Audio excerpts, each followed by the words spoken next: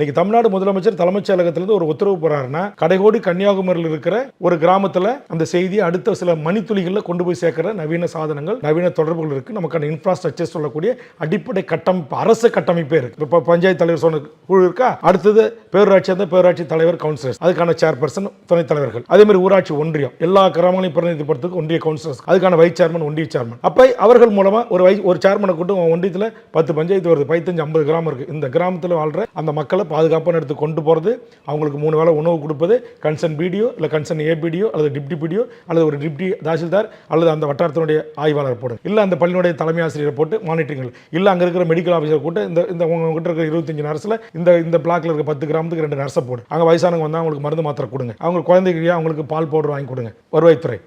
அப்போ கை கட்டண பொடையோட வெளியே வந்து கை குழந்தையோட கர்ப்பிணி தாயா வராங்களா, அவங்க கூட மண்டபத்தில் வச்சிருக்குமா, அவங்களுக்கான ஒரு பெட்ஷீட்டை கொடுங்க, ஒரு தண்ணி பாதுகாக்கப்பட்ட குடிநீர் ஏற்பாடு பண்ணுங்க. இது எல்லாம் முன்கூட்டியே திட்டமிடுற இந்த சிஸ்டமே இல்லை. சும்மா மழை வெள்ள காலத்தில் 4000 கோடி ஒதுக்கணும், தூர் வர சொன்னோம், பைப் போட சொன்னோம், தண்ணியை வெளியேற்ற மிஷின் வச்சோம், மோட்டர் வச்சோம் அப்படின்றது ஒவ்வொரு நிதியாண்டிலும் 4000 கோடி 5000 கோடி மக்கள் வரி பண்ண வீணாவதில் எனக்கு உடன்பாடு இல்லை. அப்போ இதை ஒரு திட்டமிட்டு செய்யணும். இதெல்லாம் குறித்து ஒரு ஆலோசனையாக சட்டமன்றத்தில் நான் பேசுறதுக்கு நேரம் கேட்டால் அதுக்கு நேரம் கிடைக்கல.